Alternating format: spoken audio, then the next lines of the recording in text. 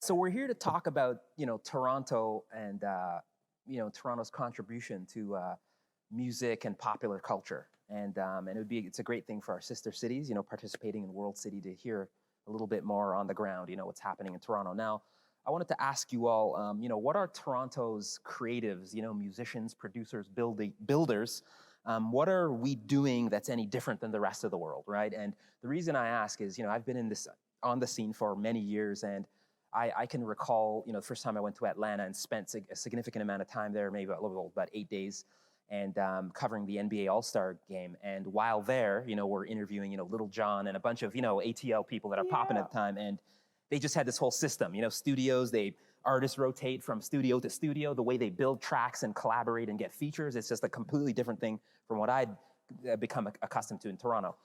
So can you all sort of talk about like what's our defining feature as far as Toronto? What are we contributing to the world as far as the way we make our music, the way we produce it, the way we get it out there? What are we doing any different than anywhere else? Yeah, it's funny that you bring up that Atlanta piece about the studios, because that's so real. Atlanta's like, I think, biggest thing is that they collaborate like crazy. I think one of the really big strengths that we have though is like our point of reference, right? I think we have such a diverse catalog of like point of reference for creation, for music, just for like experiences. Like I grew up, in a pretty Jamaican home, Bears Hammond on the weekends only. But, I go to school and my friend, I'll never forget in grade 6, my friend gave me this like Californication Red Hot Chili Peppers CD. And, I was on that CD, like singing it and like remixing it to like Bears Hammond songs. And like, I just think that the way that like we, like Californication with like a, but I think we just are so lucky to like live in a city where I do think that one of the experiences I have when I go to other cities is like how homogenized the experience is. Like people are really about a subculture and they stay there. I think in Toronto, we really do have the advantage of being exposed to other kinds of culture, like even beyond just like, things outside of your race or things outside of your direct access, like, like Caribbean artists here, like we're Caribbean. We're not just like listening to just soca or listening to just dancehall. You're listening to so many things. And I think that point of reference as a producer, as an artist, as a writer allows you, because I'm not a creative in that way, but it allows you to create something that I think people in other markets wouldn't necessarily create, because those markets are repeating the best definition of the same thing. I think that we're really becoming innovative and, having opposing ideas come together in a song, in a beat, in the way that we write. And also like just the experience of like living in a city like Toronto, like, I might buck like Haviah at Nuit Blanche, or I might go, somewhere random and see Minus, where I'm like, why are you there? I just think that we also experience so many different things because, there's challenges in every space, but I do think that the multiculturalism and the diversity of Toronto is really an impact, at least for me, on the way that I navigate through the world. Check out my plaid flannel jacket. Right. I want to wear this in Atlanta. Yeah, no, that's right.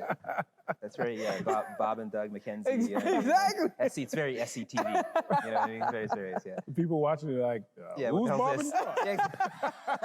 That's right. Yeah. Definitely to your point, like what you're saying, like with Atlanta, like there's so much collaboration. Mm-hmm. But I find that Toronto is somewhat the same way. Like I could speak on producers. For example, like a lot of us growing up, we. Going to high school and stuff like that. Like me and Wanda, for example, we went to the same high school, and we learned a lot from each other. I learned a lot from him, and then we shared it with other producers, and we kind of like created this like subculture sound that like is the Toronto sound, so to speak. But it's like you said, to touch on your point again, like it's influenced by so much. You know what I mean? Like reggae music, like.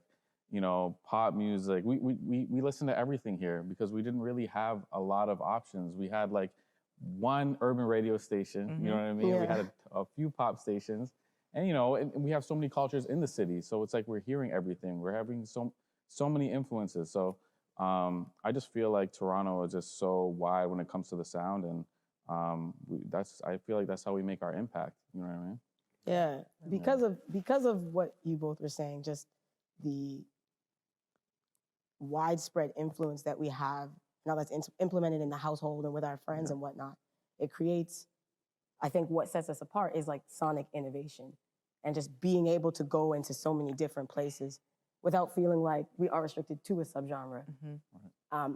I don't really feel like there's ever been, and I don't know if I'm the most experienced to say, but I don't know if there's ever been like a subgenre that I've associated like with the sound here. I feel like it's always kind of shifted.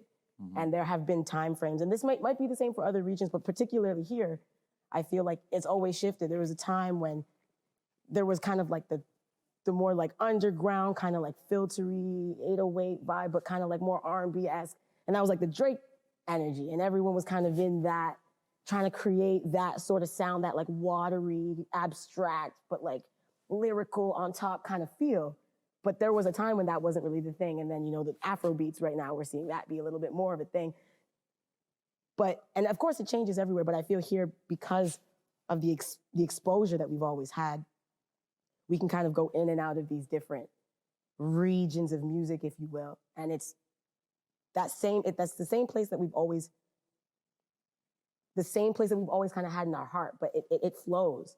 And we collaborate here, but I feel like that's not the main, like you said in Atlanta, that's like one of the main things that people associate with the sound there. I don't think that that's like the main thing here. I feel like mostly it is what I would describe as sonic innovation, because there's a lot of different artists that are getting the next looks right now, and it's very widespread. Whereas if you hear like rappers from New York or artists from New York, it's a little bit more of like a narrow box of the sonic elements that you're going to be exposed to. Or even the fact that in New York, someone will say, you don't sound like a New York rapper. Yeah. And we don't have that here. There's no such thing as you don't sound like a Toronto anything, because it is so widespread. Yeah, you get like little comments like, oh, you sound like you're from the East End. You sound like you're from the West End. But even within this little infrastructure, there's like all these different pockets of sounds that can kind of magnify on our mainstream platform.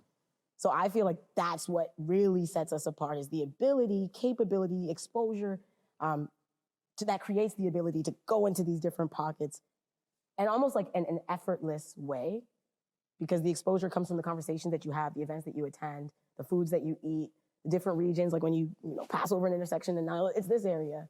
And just that exposure from birth, because we've always had that multiculturalism, if you will, in at least the GTA, particularly stemming from the 70s, right? It just kind of exploded in this way. And so like all these different things that we're listening to, I highly resonate with listening to all these different genres, like Billy Talent and Grade 9, my thing, you know? And I like just that exposure, but then you're also listening to pop, you're also listening to reggae, and that being the regularity for so many of us. I think that that's what really creates the vibe that you get from here. And the vibe is not even a specific vibe from here. Like I don't feel like there's like, oh, you sound like you're from Toronto, as I think somebody said on the stage today. It's just like, when you say it, it's like, oh, wow, that's great. And you get, I also think from this area, a lot of music that's lyrical element is a large focus. I don't know, because there's like, the Canadian accent is like certain slang and stuff like that, but like, we can't really fall on a cool dialect. That's not really something that I feel is manifested here. So it's not as much about just like the melodies and kind of like how you say things, but more what you're saying. So I find a lot of the music, at least in the hip hop world that I'm listening to from here, the content is a large focus as well. Whether you're from the East End, West End, just like what you're actually saying and how that's being presented is a large focus. So I feel like that as well sets us apart. Right, for sure, yeah. I mean, I think I have my experience has been interesting, because it's like I would say I kind of fall like in between, because at least when it comes to like hip hop and R&B, there were people that came before me. So my experience as a little kid was like, there was a generation that was really, really pioneering things, as in like literally the first two ... Yeah. So it's like when you think about, those people, although, a lot of those people existed before the advent of the importance of internet and how we operate now, it's like, as a little kid, I used to look at a lot of the Toronto artists and, draw inspiration from them, because they were the first people that came from where we lived to where I'm like, you can't curse, can you? So you can say, oh, snap. Like that, you know what I mean? Like, this is a person that's from Finch, You know what I mean? Or this person is from Scarborough or whatever. Like, imagine being a little kid, like, all you know is like, I don't know, Beastie Boys, Run DMC, LL Cool J, stuff like that. But then, you know, you out of nowhere, you're like, who is Michie Me? You know what I mean? Or Dream Warriors and Maestro and Rumble and Strong and people like that. And then it's like, you know, that came before. And then there's the experience of those, you know, that came after, to where it's like, I always liken it to like an American growing up at a time when, you know, maybe they were just understanding the world at a time when there was a black president. To them, they don't understand that that used to be seen as something that was impossible. It's kind of the same thing with music coming from Canada. There was a time when it was seen as impossible for you to have a sustainable career coming from Canada. There's people now that grow up and they're like, what are you talking about? All the Canadian artists I know they're all rich, popping, they're the #1 artists in the world. But there was a time when you're like, you know, my mom, when I was younger, she's like, you think so you're gonna rap for the rest of your life? We are talking about it. Keep your day job. You know what I mean? Day job, please. Make sure you reach school, York. But big up to the York people. But I think the point was like listening to, you know, all the important things that everybody on the panel has said. Hip hop was born out of a struggle. You know what I'm saying? The lack was actually what gave the people the drive and the passion. Because, you know, when you think about, again, going back to the Jamaican influence, not just on Toronto, but on hip hop, whether they want to accept it or not, like, you know, man like Kool Herc was straight from Yard. So when he came, you know what I mean, to the Bronx and brought that whole sound system culture to America, and that is credited as what gave birth to hip hop, it's a similar situation that we had here, maybe not, you know, being able to narrow it down to a one man or a one woman.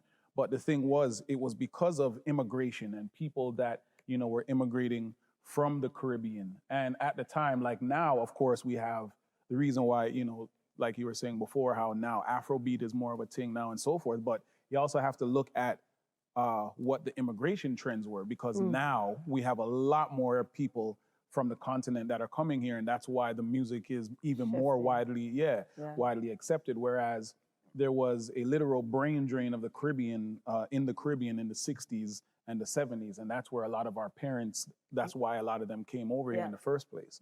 So it's like growing up here, because we didn't have anything. I mean, when I was a youth, we had WBLK. That was the only place where we could really listen to black music. From Buffalo, Is Buffalo, exactly. So it's like you hoped that you had a stereo system strong enough to be able to even get the signal. Yo, trust me, I had the foil paper. Coming from, what do you mean? Had to hold it in a certain place. Sometimes you had to just just wait for it. Just stay there, because that's the only, that position was where it was coming through clear. But, you know, that's another thing that people don't understand is it's like you were saying, you know, unfortunately for us, but then fortunately in a different way. Sometimes you just, you know what I mean, take lemonade and figure out a way to make rum punch. But that's what we did here. Is it's like, you know, I grew up on something, you know, I might be 2 years, you know, older than you, but nobody chuckled. All right. But, the point was, like, we had, you know, Toronto Rocks. We had, you know, the Chum City Countdown and things like that. And when I was a youth, literally, we would look for maybe the one black artist that would be on that countdown. That's right. So it's like you're saying, like, yeah, I'm listening to Rick Astley and I'm listening to Tears for Fears and all of that. And no disrespect, I love the music, but it's because we had nothing else. You know what I'm saying? I don't know if we had access to everybody, to Johnny Osborne, to Patti LaBelle, to, you know, Poor Righteous. If all these different black artists, if we had the access to them the way that they did in America or other territories, I don't know what my experience would be like. You know what I'm saying? Maybe I would be a different artist and maybe the Toronto landscape would look different. So I think because we are a cultural mosaic as opposed to a melting pot, and the difference is the melting pot is the America philosophy, to where you come to America, take up their flag, and it's that one flag. You know what I mean? They whether it's figuratively or literally, they want you to denounce where you came from. You're in America now. Whereas here, the cultural mosaic is something to where you can be proud of being Canadian, but part of that pride comes from the fact that you don't have to relinquish or play down the things that, the cultures that, you live on a daily basis. Yeah. So, I grew up in neighborhoods that, of course, embrace being Caribbean, but also embrace being Greek or South Asian or Italian or whatever it is. And not only that, we also come from a city where we have citywide celebrations. You know what I'm saying? So it's like whether you're going to Taste of the Danforth or Caravana or whatever, whatever the celebration is, or if you're going to Little Jamaica on Eglinton West, or you're going to Little Italy or Little Portugal or Chinatown, like we've always been a place that has allowed us to love who we are and celebrate it and infuse it. So for me, I always cringe whenever, people give me my intros because I'm like, But, part of it was when you're talking about, infusing, dance hall into my hip hop or whatever. To me, that's all I know. The same way, what I'm saying? I don't actually know if it got cut out, but you'll cut that part out. But, earlier, Rookz was talking about, Barris on the weekends, listening to Barris on the weekends. Barris Hammond, yeah. Barris Hammond on the week. Well, listen, if you don't know the Barris if you part, don't know the Barris, the hammer ain't gonna help. That's right, yeah. But many parts of the globe that will be tuning in, or else they won't know what we're saying. You see, this is a very Toronto kind of thing, true. right? But it's like, that's our experience, though. It's like on a Saturday or Sunday, like just culturally, most, at least, good living people on the weekend, that's when you clean your yard, and your parents would put on a Barris, a Dennis Brown, a whatever. And Saturdays, you clean your yard while you're listening to, certain music. So you grow up with that being a part of your DNA. And I think, that's why, over the years, not just reggae, but all types of different influences have seeped into who we are as Toronto artists. Definitely, yeah. It's interesting that you're all referencing, cultural, the cultural infusion. It could be the Caribbean, it could be, the fact that Toronto is the most multicultural city in the world. It just is, right? As far as the hard data, the statistics, it's not just a slogan that we just are, And, Toronto, when we talk about geography, Toronto is also, it's a really cold city. It's freezing cold, our winters are just far too long. And we also, when we look at Canada in general, Canada's the second largest country in the world, but our population, it's quite tiny. It's like 38 million people, right? Like there's as many people in California, the state of California, as there are in our whole country. I want to talk a little bit about that. Does this kind of, being sort of, bunkered, like hunkered down rather, in bunkers in Toronto 6-7 months a year where it's freezing cold, and this sort of relative isolation, like when musicians, for example, in Canada say, I want to tour Canada, it's almost like, it feels like it's next to near impossible, it's the second largest country in the world, and it's just hard to get out there, and make money and generate revenues. So I wanted to sort of ask you all, does that impact your sound or the way you move? This idea of like, if I want to go across the country, it's really tough. Saskatchewan and Alberta and the East Coast. And does that impact your even music? The fact that we have these long winters, whereas if I'm in LA, right? If I'm in LA, I'm in, down south, the southern states where it's what's driving the hip hop culture now. I'm in Memphis, I'm in ATL. It's just like, I feel like I can move around a lot more. I don't feel like I'm stuck in a holed up in my basement in Brampton, Ontario, or or North York or something or whatever, Mississauga, Pickering. So do you feel that has any influence? I would have to agree. I was talking to my brother Jordan Orm yesterday. Shout out Orm. He was the DP for like God's Plan and has gone on to do a ton of incredible work. And I was telling him like, I'm so excited. It's winter's coming up. Because I'm just so excited to incubate.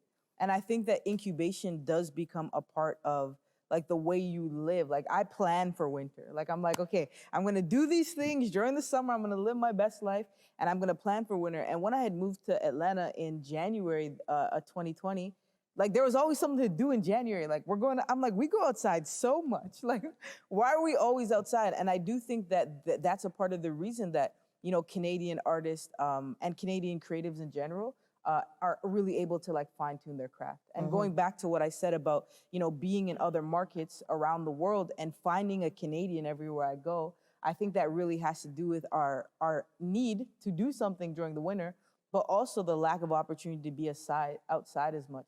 Because I really find, like, even for myself, like, during the winter, I'm increasing my business acumen, you know? Like I'm sitting down and I'm learning a lot of stuff. And, you know, when we look at the artists who have gone out and made and set precedent in the world, like a Tory Lanez, like a Justin Bieber, like all these people, Shawn Mendes, look at their digital, you know, acumen, look at their business acumen for how they were able to put their music from this small space out into the world and build a network, right? And so I think that sometimes life is strength and weaknesses, and every weakness is a strength, right? And I think that our inability to go outside means that we're learning about how to network beyond, you know, like the comfort of our home. You know what I mean? Like that internet, Canada without internet, it's a different game, you know? But with that internet, I think that we have really been able to build the kind of relationships. And to some degree, we lack so much infrastructure. But I think the average Canadian artist, the average Canadian in music actually knows a lot more about how to do a lot more for themselves than other artists in other markets do, because you have to learn how to be your PR, be your, you know, be so many things because you're not outside, you know? Okay. And there's that forced downtime too, right? Just being inside. Like we can see with COVID where we're forced to be inside in the summer, which is festival season. This is normally when we've planned through the winter in order to get out there in the summer. We can see, well, I've seen a difference in, I guess, the business acumen in different seasons and different months of the year because of the quarantine element that we're going through right now. So I think that really speaks to that normality that we have 6 months of the year being kind of like eliminated from certain aspects of our career, whether it's touring mainly, but just also the ability to kind of like comfortably navigate. If you have shows in the winter here, the likelihood of it being as packed as the summer is just lower. You might have a storm. So I think that kind of creates, like you said, that incubation that allows you to, or in a way like forces you to continue to propel your career, but in a different way than the summer looks. And like, I know for me, maybe it's because I'm from this region and I've kind of always created in Canada and always had the issue of dealing with these long winters that we have. That's the season where there's just a lot more planning and putting things to paper and brainstorming ideas that will manifest. And the opportunities increase in the summer as well. So I don't know if, I would actually assume that like when it comes to promoters and venues that are creating things that happen, they're focusing on the regions where people are more willing to get out and drive to these events, attend these events, and that everybody's sort of on that same page with a little bit less going on in the outside world through those seasons. For sure. And there's been for ET, there has been a lot written on that, even as far as Drake's narrative and just that we are our engagement rates as far as social media, it's far greater than most parts of the world outside of Asia. Yeah, because I think, you know, we're just cooped up 6-7 months a year. So it's just like we're haunted, you know, as Jamaican people say, you're just like something to do. We got to engage ourselves, do something, right? Create music and social media. Yeah. So our engagement rates are far surpass most parts of the world. It might have something to do with the weather. Yeah. Sorry, T. No, just agreeing with everything you guys are saying. And it's a great question you ask because, you know, I never even thought about how much winter has affected us as a people. You know what I mean? Just having to stay home and like find something to do. You know, growing up, even for myself, like I'm from the suburbs. So like, you know, I don't have the city distractions. And on top of it, it's like when winter hits, it's like, bro, I'm staying inside. Like I'm finding something to do. You know what I mean? And, you know, it just kept me on the computer, just like practicing and working on beats and working on tracks. And I think that's the case for a lot of people in the city, you know, whether it's recording or any kind of creativity. You know what I'm saying? So, you know, I just find that, you know, most of Canada is not really major cities.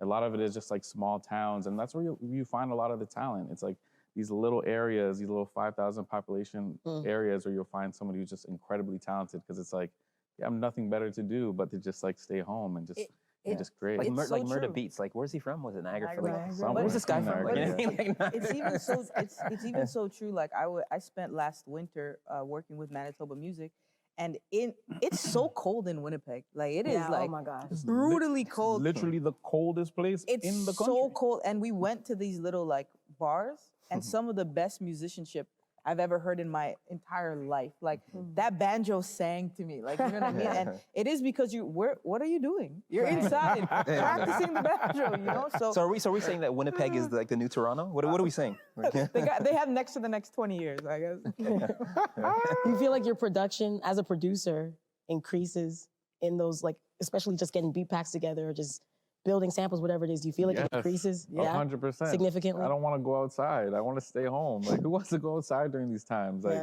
especially, like, I mean, if you're not in the city and you have to drive everywhere, it's like, I don't want to, you know, I don't want to shovel my driveway and drive out. I want to just stay home and just be on my computer and create new ideas and, you know what I mean? That's for me at least, and I feel like a lot of people is the same way. Which is so real. Minus in the winters, like, I'm not going, come to my house, bro. I'm not going outside, come over. Right. Well, it seems to be working for T-Minus, right? You production credits with, yeah, pretty much everybody. So, you know, Kendrick Lamar, I mean, it seems to be working for you. So just stay home, you know, don't leave. You know? He was social distancing before. Man's invented social distancing. Yeah, totally. Winter's trash. I hate winter. It's trash. This is the, to be honest, this is the longest that I've consecutively stayed in Toronto since I was a kid. That's true. Like I've been, the last, I don't know, 20 years or maybe more, I have not been here this much. Wow. People love it. They're like, you should be used to it. Yo, this is trash. I've hated it since I was a kid. Yeah. And especially like when we started traveling, going to Europe and Asia and just everywhere around the globe, like for me, I loved it because I've always missed out on winters. You know what I'm saying? Like, we'll go away for a few weeks, come back home. People are like, yo, you just missed the biggest snowstorm of the year. I'm like, you don't say. You know what I mean? And then it's like, when you see another snowstorm coming in, I'm checking my flight for when I'm bouncing out because, you know what I mean? So that's been my experience personally, because it's like, I think big up to Super Dupes, who, he taught me how to use Logic, and I was portable with me being able to produce. I'm out.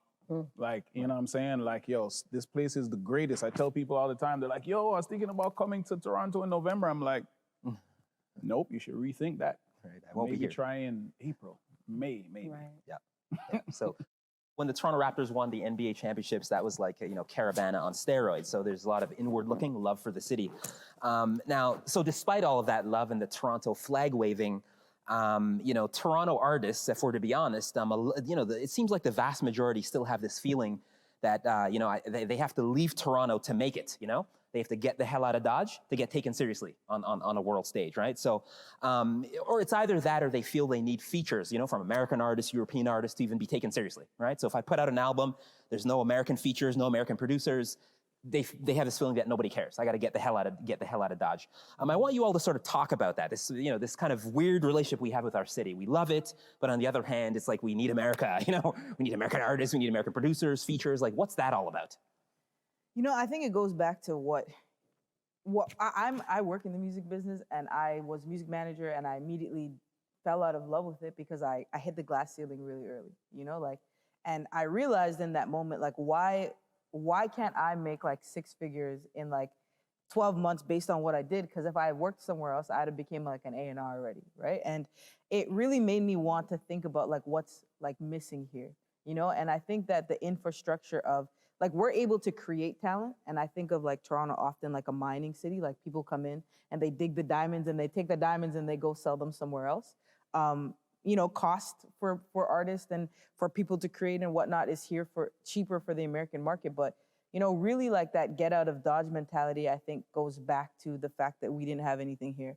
We didn't have radio stations, we didn't have festivals, we didn't have any actual revenue generating opportunities for us. And even when I just started a company called Sandbox Sync, and what we focus on is like licensing of urban music for television and film here in Canada. Like, I always think about the fact that, like, even right now, there's just this huge embracing of the urban space, right? And, like, now people want to put, like, more urban songs. Like, Haviah, can I get your song for this film? That never used to happen, right? And so I think in order for us to lose this, let's get out of Toronto to win, Toronto's actual corporate space and infrastructure space has to embrace us being here already. Because even as I sit here in, like, this hall, like, when would we ever be sitting in this hall to have this conversation? And so I think the more that we understand that there's a huge monetary opportunity for us to actually mine and sell our own products here in this space and to encourage the outside world to come into our space. But in order to do that, we are going to have to build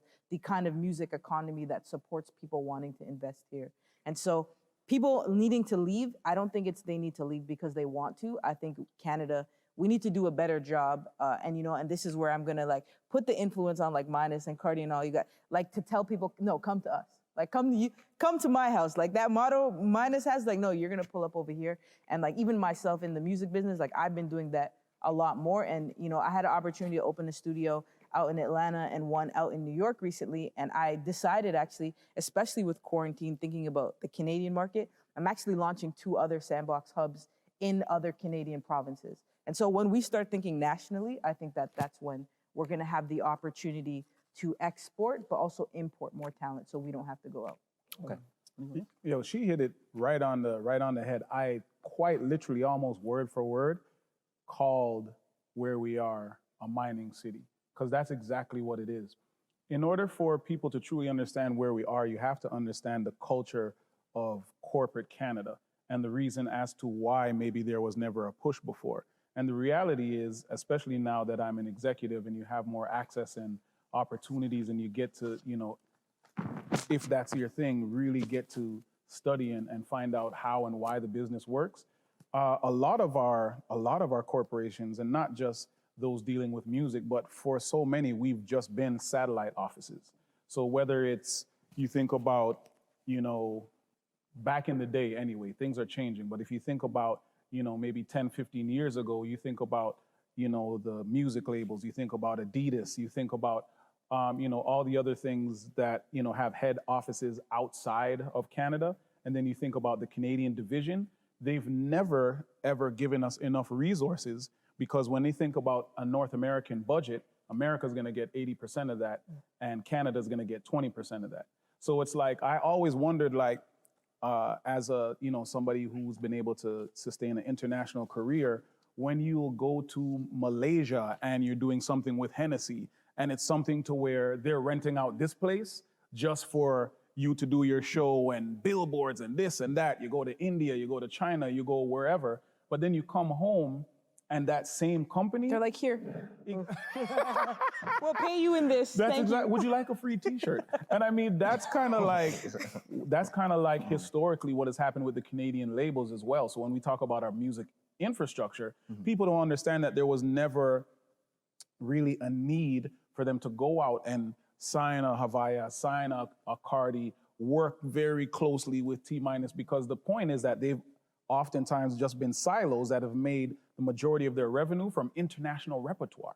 Right. So if you think about it, and what's keeping the lights on has nothing to do with domestic signings, that's why they've never nourished the infrastructure. But I think, at least I can say for me and my participation, part of what my goal is as an executive is to help change the infrastructure. Because I know when I was a kid, coming out of high school and we were looking for deals, it's like the type of money that they were offering at that time, it was just super disrespectful, like ignorant, you know what I'm saying? Like literally the deal that they were giving you, like your whole deal, that offer was like 10% of what we got when we went to America, and that's why we had to go. But I think the difference now, and I can at least speak to my experience and what it is that I'm trying to bring to the next generation, is competitive resources. So that more times, if you are going to go to America or go somewhere else, it's because you have something very specific that you need from them. Because right now, especially with the globalization of music and the fact that the world is all very small, and especially quarantine times, now that we physically actually can't go places safely, we're figuring out different ways to be able to be based here and to have that same type of impact. And again, I think it's because of the way that we are being forced to change infrastructure. And again, like Rookz was saying, we're now acknowledging all the amazing Black talent that we have. And you are gonna see all those looks that Haviah is gonna get, the opportunities that Rookz will get. All of us will get a significant amount of more opportunities, but it's because their hand was forced. Yeah. Right. I wonder if, because I think demographic and just the amount of people in Canada is a big setback as well, because the return on your investment from, I guess, the corporate side, it just doesn't look the same based on data, statistics, and numbers. I wonder if we'll get to a place where the investment, like that risk versus reward, is not as much of the focus as the need for the implementation of some of these things. Just with 1/10 of the people in the States, that access and what you can make back from that amount of people is just narrowed. It's very much narrowed. And like, I always think about that as an artist that's trying to figure out how to get my music exposed to the most amount of people as possible, the people that will resonate with what I want to say authentically, and not bending the message for those people, but still hoping to access as many people as the music possibly can. You have to think outside of the space when you are in this country, have access to 1/10 of the people you do outside of, and then you think about India, and you think about Asia, and you think about how big their population is, and who you can reach if the investment is made into those areas. So that's an interesting thing when I think about it. I wonder if and how we would overcome that setback, just the population in itself. We gotta change the mindset. Because I think what that is it's like, you know, oftentimes, and we know what it is, like sometimes you think about it, you think about whatever it is, the Canadian deal. Because the Canadian deal always looked a certain way. All it meant was we're gonna spend this much and hope for this much. But I think, you know, little by little, and you know, it is what it is, we got a small axe can, you know what I mean, chop down a big tree, is that we really have to change the cultural mindset within these corporations. Because I think, you know, you're gonna see way more benefit when those people that are in, you know, positions to influence, and those people that are going to open up the doors of opportunity, when they understand that investing in you, it doesn't just mean that the ROI is gonna come from your territory, from this territory. Because there's so many artists in America who we don't even look at them, but then you look at how much revenue they're bringing in from their experiences in Europe. You know, they're touring, and the fan base that they might have in Europe or Asia or wherever. And it's no different from us, you know what I'm saying? It's just that what we have to do is we have to have more people that actually have those relationships, so that you can start to build those bridges. And, absolutely. And, you know what I mean? and as we think of relationships, like I know we're wrapping up soon, but I really do want to credit like Minus, because, you know, about last year, like we were talking, and, you know, this guy is so accomplished. This is one of the most accomplished producers, not just in urban, but like in the world, you know? And he lives here. And I think when we talk about like mindset and that get out of Dodge, you're allowed to go anywhere you want in the world. But when you decide to live in the space that you're from, we need to Canadians need to come back to our communities and live in our communities and be in our communities, so that we build the value. Because once upon a time, we were looking for people like us.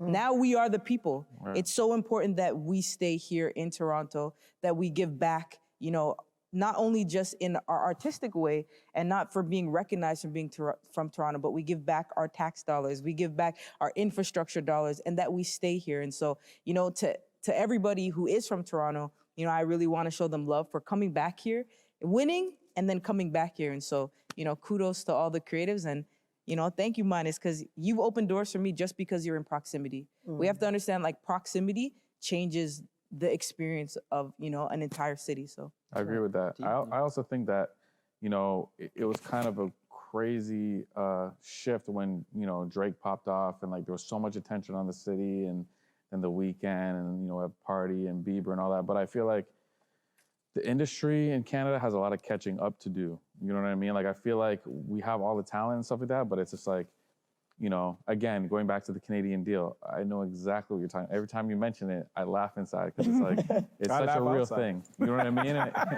What'd you say? I said I laugh outside. No, but like, just to your point, it's just like, it's true. It's, you know, it's really a thing where there's not much infrastructure going on here. So much talent, but it's like not enough business happening, not enough opportunities. And it's like, you know, that's just one of the focuses we need to have going forward in Toronto and the city, because, you know, we just need that here. Because the money's here. Let's be honest, Dalton. The money is here. Toronto is one of the wealthiest cities in the world, with one of the biggest financial districts in the world. Absolutely. It's the mindset and people valuing what this looks like and the return. Also, worldwide. There was a time when we struggled with a lot of pride as a city, you know, a lot of pride. Even you probably had to struggle with it a lot, Cardi. I feel like Drake had to struggle with a lot coming up. And it's just like a lot of people weren't proud to be like, oh yeah, this is Toronto or this is Canada. Everybody kind of digressed to like New York. It's like everybody wanted to be a New Yorker in a sense in the city at a time. Yeah. But I feel like that had a lot of effect on like just building up the city and building up the, you know, the infrastructure. But I feel like going forward now, it should be a different case. completely. Yeah, it should be 100%. So there was a time in Toronto when, you know, artists, producers, everybody, you wanted to speak like a different, you know, because I have friends, you know what I mean? Like, no, for real, I name names, but I know where you're to speak going. with an American accent, like that's just what it was, you know what I mean? So you tried to speak with an American accent. So if you speak to somebody who's born in the 70s, and that's what it was, you know? So when you're doing music here, you're speaking with an American accent, okay? So if you speak to rappers, hip hop practitioners that are of certain Asian Cardi mindset. never did that. Yeah. You never did that. You never did that. Yeah. Oh, he did it too. You know what I'm saying? No, I'm joking. No, I'm joking. Right? But so the I could never pull it off. exactly. Right. Totally. Okay. Yeah. Because I'm gonna get one more question in here. Yeah. Okay. Let's talk about. Okay, I got it. Yeah. So this idea of, you know, like global success, you know, being based in Toronto but attaining global success, like many of us here have done, that's a new phenomenon, all right? So, you know, I look at Kardinal here, you know, when Dangerous went to the top, went to, you know, Billboard Hot 100 charts #5, that's only 2008, right? That's only 12 years ago. The first Canadian artist on a Billboard, rap artist on a Billboard Hot 100 charts, that's 12 years ago. Wow. And then what, you know, proceeded after, you know, Drake, Best I Ever Had, 2009, and then the KIANA effect, you know, Wave and Flag, but that's like 11, 12 years ago. That's new, right? So when we talk about, you know, how do you, you know, I guess, you want to stay hopeful, remain hopeful, glass half full always. You know, the facts are that Toronto, there is no real infrastructure here, you know? So you try to tour as a rap act from Toronto. You try to get a major label deal as a Toronto rap act, right? You try to access commercial radio as a Toronto rap act, right? The infrastructure is just not here, right? Those are the cold, hard facts. But how do you all, you know, remain hopeful, stay hopeful, when realistically there are so few examples to draw on as far as success stories, you know, like people that happen to be based in Toronto but are world-class talents. It's literally on these two hands, you know, because once we get through the Drake, Weeknd, Tory Lanez, how many more acts can you point to? You know, Daniel Caesar, like there are a couple here and there that are doing black music, you know, hip hop and R&B, right? It's a small two handfuls, all right, which is not acceptable in 2020. How do you remain hopeful as you all navigate the music industry in general, urban music in particular? How do you all remain hopeful? What's the future looking like? Well, there's two things for me, in my opinion. One is the internet, because since the internet just popped off, you know what I mean? Like I feel like everybody's had an ability to get their music heard. You know, that's one thing. But also too, I think streaming has changed a lot too, because people can just put their music up. It's accessible through the internet. You can listen to it. You can share it online. You know what I mean? So I think those are just two huge factors which have changed the game so much, being anywhere in the world, you know what I mean? Especially in Toronto. So, you know, I definitely feel like those are just big, just super important, you know what I mean? Just getting your name heard, getting your music heard across the board. Even for me as a producer, a lot of times when I work with an artist, I'm usually just emailing tracks. You know, sometimes I don't have to be in the studio, especially during COVID.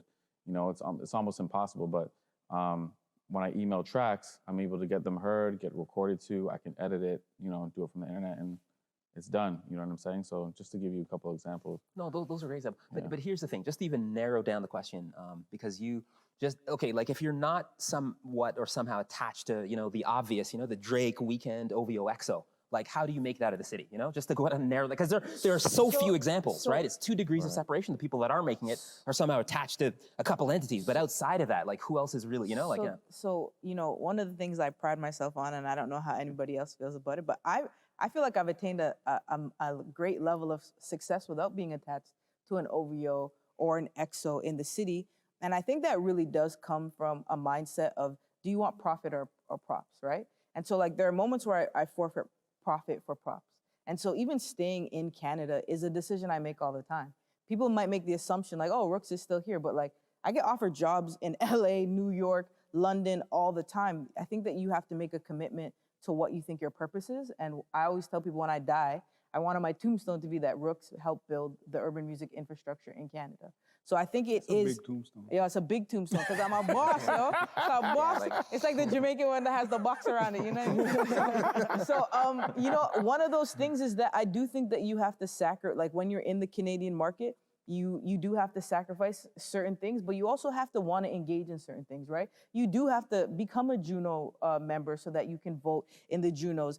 You know, submit to the Polaris Prize, submit to Prism. There are so many Canadian things that I think that a lot of Canadian artists don't even look at because they're not as cool as like making it onto like Pitchfork or onto XXL, but like in your own market, try to achieve as much success as you can right here, because there are resources available to us. We don't need to go out to make it. I do definitely think you can make it here, but I do think that there has to be some level of commitment to you wanting to make it here, right? Because wherever you focus is where you're gonna go. And so, you know, to everyone feeling the frustration of not, you know, being able to get out there, I sit on a ton of committees. I sit on committees nationally. I sit on the Toronto Music Advisory Council, and it always blows my mind how much work these organizations have to do to look for urban artists to participate, right? They're looking for that because it's not as cool as the neighboring territories of music. So we need to have like the same energy for our own products and opportunities here in Canada, in Toronto, even if it means that you're gonna win Polaris, but you're still gonna walk into New York and people aren't gonna know who you are. It's still a major achievement, and you can do so much in Canada. So, you know, we need more examples. I think we need a lot more examples, because I can't point to, and as a music historian, I can't. It's few and far between as far as rap acts from here that are here. You know, like some of my client base are not here; they're in LA, they're elsewhere. They've relocated, they've left. You know, the stable. I don't know what to say. As a creative, like you're saying, there's like every accolade matters, every opportunity matters. Like there's so much that you could be turning away. We have a granting infrastructure here that you don't get in other regions like that. Like taking advantage of that is important. There's resources online. We can research. You can call the receptionist and figure out, like, you can adjudicate on, you know, the jury panel for factor. Like there's a lot of different things you can do to try to understand how you can make strides right at home. And as a creative, my biggest focus always is the art. There's a lot of different ways that you can try to navigate the business, trial and error. That's what I'm doing right now. Like even with quarantine, it's forcing me to trial and error. But one thing that can never lack is the creation. And what I think the wanting and the needing has to start with wanting that to be the best thing it can be. It has to be rooted in, you know, trying to create something that you believe in that can manifest or it can captivate no matter where you're presenting it. It doesn't matter what the audience looks like. That art can speak for itself. So I always try to like focus on that first, and then you'll maximize the opportunities, whether they're here, whether they're there, because you're so proud of what you've created. So I feel like on the creative side anyway, I'm not like completely self-managed. I'm very involved with what I do, but I have management, and their goal and what they're doing is trying to take that art that means so much to me, that I've fine-tuned in incubation through the winter seasons, that I've made the best thing it can possibly be, and, you know, help increase those opportunities. But if the focus as the artist is like, well, I got to go here so that, you know, I could get this cosign here, and it becomes a distraction from, I think, where the focus is. And, you know, for me, I didn't think I would ever win something like the Polaris, but it was one of those validators, and maybe it's a bit of a newer thing, it being, you know, 2019, but it was a validator for me that, you know, putting the work and focusing on the art more than anything else was what allowed that to get the platform it did. You know, I just want to say, and I think it's very important though, to make sure that we continue to put the onus on the people that are controlling the opportunities. And not even for 2 seconds am I talking about you, but we have to make sure that these things that we participate in, that it is not tokenism as well. Absolutely. We have to see a consistent contribution back to the artist community.